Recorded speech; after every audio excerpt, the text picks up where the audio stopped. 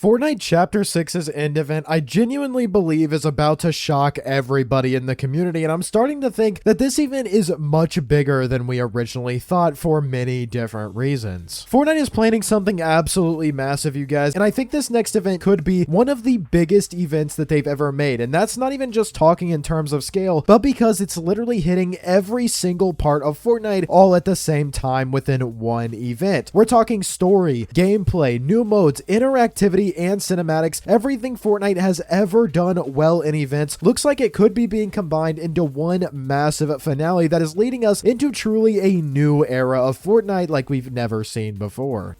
I know this is a really tall task and something that's kind of out there, but I really feel like this is the one event that could make everybody in the community happy. I don't know if there's going to be many haters for this event, because if you love lore, you're getting huge reveals in terms of that. If you love gameplay events, we're literally going to have wave defense, bosses, vehicles, capture points before the event, like an entire mini mode built into the event beforehand. If you care about new eras of Fortnite and you know that fresh feel inside of Fortnite, this event is basically the gateway to Chapter 7, like usual, and a ton of rumored brand new modes that are going to change the game. We've never really had an event in Fortnite that tries to push every single lane at once like this. Past events usually leaned more on either story, gameplay, hype moments, metaverse, or kind of a main cinematic, but this time it kind of looks like Fortnite is trying to do all of it. This feels like the first event in a very long time where Fortnite is actually going all in again. They're setting expectations really high just by the way that they're advertising it, and honestly, it looks like they know exactly what they're doing. So today, I want to talk about why this event feels so massive to the community, how it could be setting up Chapter 7's massive storyline, and how this could also tie into the return of the Seven, as well as Geno, the old imagined order, and everything that has happened in the past Fortnite storyline. Now, this is the first event in quite a long time where Fortnite seems to be building hype across the entire game, not just Battle Royale. If you guys didn't know, the countdown is actually appearing in every single Fortnite Epic Games made mode. OG, Ballistic, Reload, Blitz, everywhere. That alone tells you that they want every player to pay attention to this, no matter what type of mode you like. Outside of just the event also, they're promoting Chapter 7 in a lot of really unique ways. There's lots of IRL little teasers around, with people wearing shirts, the people wearing suits around different areas like the LA Dodgers game. They're making sure all eyes are on this transition right now. And like I've said in past videos, we have legit confirmation that the event is going to have many different phases, maybe not in the actual event, but maybe in the pre-event, such as wave survival, bosses, vehicles like bikes, jetpacks, helicopters, capture points. It seems like it's almost a playable LTM mixed into a live event. That's something Fortnite has never really done at this scale before.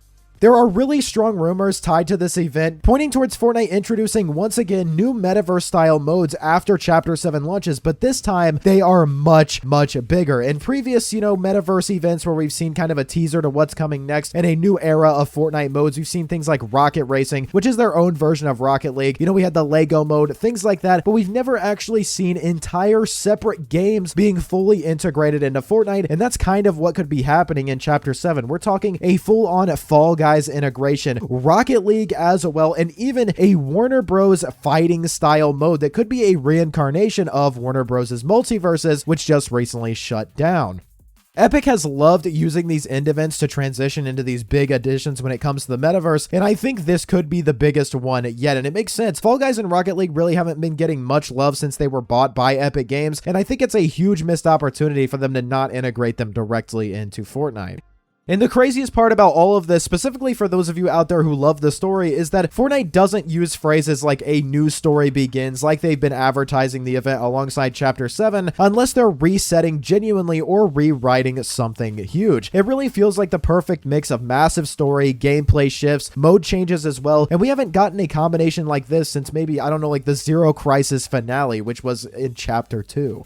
Now, as you guys know, if you've been paying attention to the lore community and the story stuff in terms of theories on this channel and outside of it as well, one of the biggest things this event is probably going to lead into is the final long-awaited return of the Seven. And this is where things get super interesting, because right now there is a ton of evidence and a theory that's building a lot of steam pointing toward the idea that the Seven might come back as earlier versions of themselves, the versions that we saw hinted at all the way back in Chapter 4 of Fortnite. Fortnite. Hear me out for a second, you guys, and I'm not going to go too deep on this because I want to have a dedicated video to this theory because I absolutely love it. If you remember the Reality Warriors faction from Chapter 4, I wouldn't be surprised if you don't because they were kind of dropped after, Chapter 4 in general. They were basically described as a possible alternate reality prototype of the Seven or just a prior version to them. They're an older version, if that makes sense. Their only known active member at the time was the Paradigm, of course, because she is the one who initiated Zero Fusion after the Fractured event, which transitioned us from Chapter 3 to Chapter 4. But it was heavily implied throughout that chapter that this entire group was basically, like I said, an earlier or an alternate version of the Seven's original mission, which was the exact same as the Seven that we know: protect the 0 point, stop the threats like the IO or the Last Reality, and they were basically the main enemies of Gino, who is the leader and founder of the Imagined Order. But their storyline, like I said, kind of got dropped after Chapter 4, and Fortnite switched to, of course, the Oathbound, the Syndicate storylines in terms of Chapter 4, but Chapter 7 in general feels like the perfect time for Fortnite to pick that plotline back up. The Paradigm literally has a Reality Warrior style, which, if you guys don't know, is gold and black. Now, this is specifically for people who had the Paradigm before it was accidentally brought back into the item shop, and what's interesting is that the colors Fortnite keeps teasing for Chapter 7 and for the Seven's return are the exact same black and yellow, and that's something that we absolutely have to pay attention to and points directly towards these old Reality Warriors returning. It looks like Fortnite might actually bring back the Seven as not the ones that we remember. Maybe not the Foundation, the Visitor, the Scientist, but this alternate reality version of themselves. Possibly because, the originals are gone. Those snapshots are corrupted. They're stuck somewhere or something like that. And if this version of the Seven does return, that opens the door to Gino, the original IO, and a ton of older storyline elements that haven't quite been explained yet to be picked back up. These groups are all connected, especially in the context of Chapter 4. You can't bring back one without the other being part of the story as well. But like I said, I'm not going to go too deep into that Seven theory right now or what they might look like. I'm planning a full dedicated video on that later, but the pieces are lining up in a real interesting way. So guys, make sure you subscribe so you can definitely keep an eye out for that video because it's going to be huge. But going back to the event itself, you guys, there is a lot of pressure for Epic Games in Fortnite right now. There's this level of pressure around this event that just feels different from what we've seen before. People were already expecting something huge before the Simpsons season dropped. Not necessarily the fault of Fortnite, but the fault of leakers and people, making different types of theories about the Last Reality. And that just really didn't kind of land the way people thought it would. A lot of the buildup around the Dark Presence felt like it was leading to something massive. And then he was only on screen, actually in Fortnite, for like 30 seconds during the last event. So now people really want more and are itching to see more of him. Fortnite absolutely knows this. Even Mark Rain, the founder of Epic Games, or co-founder of Epic Games, has been responding to fans, talking about how important the story is, saying will do when people ask him to put more love into it. Like we've talked about in previous videos, a lot of people who work at Epic Games have been talking about this event, saying it's the craziest thing they've ever seen, how much love has went into it, and they've been working on this for probably over a year, so I expect something huge. But something more recent when it comes to news about Epic employees and the storyline in this event is that the composer who actually makes the live event music and has made some of the most iconic music in Fortnite, such as, the end in the actual first Chapter 1 end event, he straight up said last week that this next event's score, is in terms of the music, is his favorite that he's ever made, even over the other end events, which is absolutely crazy and something that pretty caught me off guard. All of that tells me that Epic is very aware that they need to absolutely nail this. They know that people want answers for things. They know that we want a payoff for all of this stuff that really has just loose ends, and they're hyping it like they're ready to deliver on them.